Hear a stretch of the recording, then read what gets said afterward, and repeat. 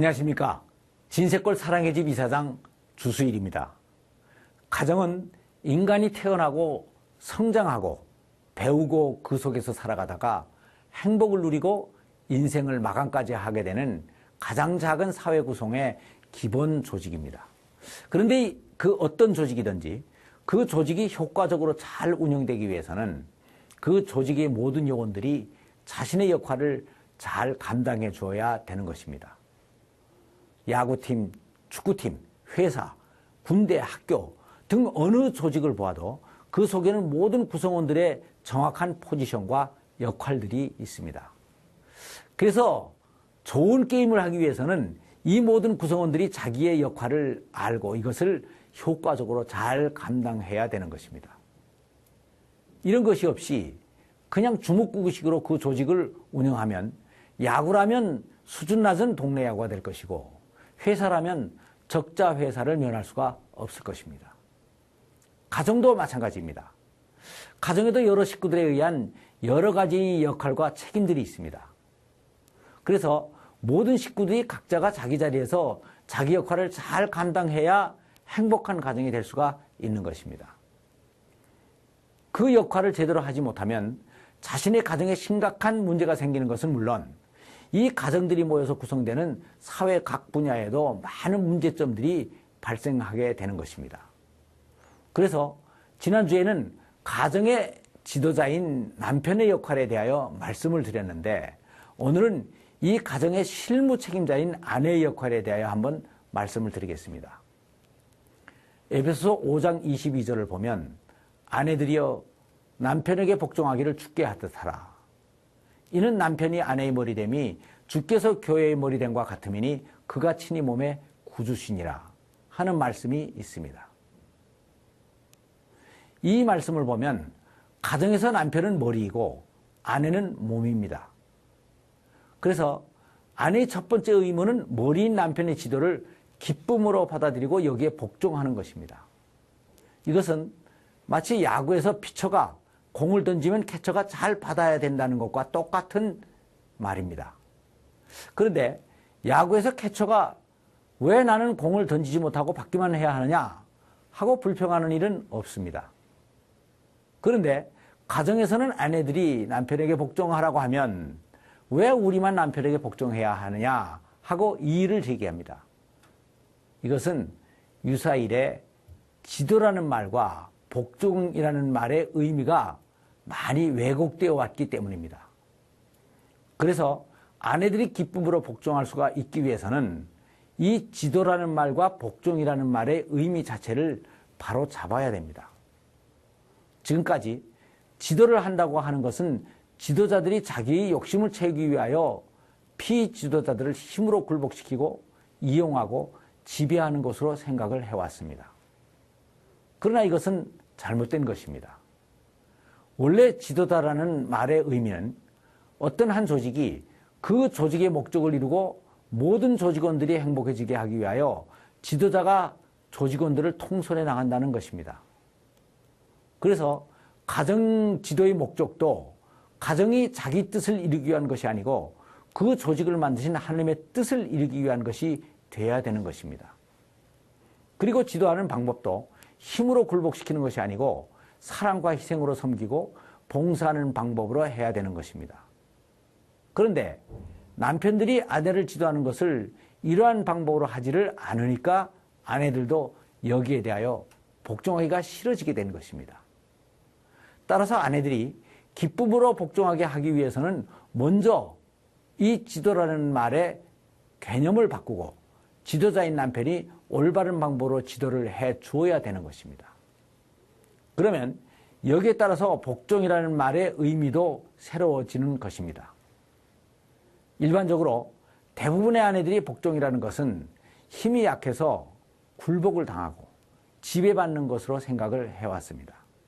그러나 성경적인 복종의 의미는 그런 것이 아닙니다. 자기를 포기하는 것이 아니고 하나됨을 기뻐하시는 하나님의 뜻을 따르는 것이고 힘이 약해서 굴복당하는 것이 아니고 충성을 다하는 것이고 억제당하고 위축되는 것이 아니고 스스로 자기를 절제하는 것이고 열등해서 아첨하는 것이 아니고 소신을 가지고 그 상황에 적응하는 것이고 빼앗기는 것이 아니고 유연하게 양보를 한다 하는 것입니다. 그러니까 복종의 개념을 이렇게 바꿔버린다면 아내들이 남편에게 복종하는 것이 그렇게 싫어질 리가 없습니다. 그래서 부부가 이렇게 생각을 바꾸어야 하는데 이렇게 생각을 바꾸는 것도 그렇게 쉬운 일이 아니지만 또 이렇게 생각을 바꾸었다고 해도 실제 생활에서 복종한다는 것이 그렇게 쉬운 일은 결코 아닙니다. 그래서 진정한 복종은 자신을 하나님께 맡기는 신뢰를 통해서만 이루어질 수가 있습니다. 베드로전서 2장 23절 이하를 보면 욕받으시되 욕하지 아니하시고 고난을 받으시되 위협하지 아니하시고 오직 공의로 심판하시는 자에게 부탁하시며 친히 나무에 달려 그 몸으로 우리의 죄를 담당하셨으니 이는 우리로 죄에 대하여 죽고 의에 대하여 살게 하려 하심이라 라고 하는 말씀이 있습니다. 이 말씀을 보면 예수님께서도 하나님을 믿고 신뢰했기 때문에 그분에게 모든 것을 맡기고 복종하실 수가 있으셨습니다. 그러니까 남편이 꼭 옳기 때문에 복종하는 것이 아닙니다. 그래서 복종은 하나님께 신뢰하고 그분께 모든 것을 맡기는 성숙한 신앙을 요구하게 됩니다. 옳지 않아도 하나님께서 남편을 통하여 무엇인가 이루려고 하시는 뜻이 있다는 것을 믿고 그래서 복종하는 것입니다. 이렇게 설명을 해도 아내들은 흔히 이렇게 얘기를 합니다. 남편이 복종할 만해야 복종을 하죠. 그러나 남편은 꼭 복종할 만해서 복종하는 것이 아니고 복종을 해야 복종할 만하게 될 수가 있으니까 복종을 하는 것입니다. 그리고 베드로전서 3장 1절 이하를 보면 아내된 자들아 자기 남편에게 순복하라. 이는 혹 도를 순종치 않는 자라도 말로 말미암지 않고 아내의 행위로 말미암아 구원을 얻게 하려 함이니 너의 두려워하며 정결한 행위를 봄이라 라고 하는 말씀이 있습니다. 이 말씀은 잘못된 남편이나 잘못된 지도자나 심지어는 독재자까지라도 하나님께서 뜻이 있으셔서 잠깐 그 자리에 놔두신 것이니까 너희가 임의로 판단하지 말고 일단 거기에 복종하고 때를 기다리라는 것입니다. 그래서 복종은 이런 하나님의 뜻을 바로 아는 지혜가 필요하고 복종할 수 없을 때에도 그럼에도 불구하고 복종해야 하는 것입니다. 또 로마서 13장 1절을 보면 각 사람은 위에 있는 권세들에 복종하라. 권세는 하나님께로부터 나지 않음이 없나니 모든 권세는 다 하나님이 정하신 바라 하는 말씀이 있습니다. 이 말씀을 보면 아내가 남편에게 복종하는 것은 하나님이 정하신 질서입니다. 그래서 아내가 남편에게 복종하는 것은 하나님께 복종하는 것이 되는 것입니다. 그리고 아내들만 남편에게 복종할 책임이 있는 것이 아닙니다. 남편들도 또 하나님께 대해서 복종할 책임이 있고 모든 인간들은 하나님께 복종을 해야 되고 모든 만물들은 인간들에게 복종을 할 의무가 있고 자녀들은 부모에게 복종할 의무가 있고 종들은 상전에게 복종할 의무가 있는 것입니다. 그러므로 기도와 복종이라는 것은 창조주 하나님의 뜻을 이 땅 위에 이루는 절대적인 질서인 것입니다.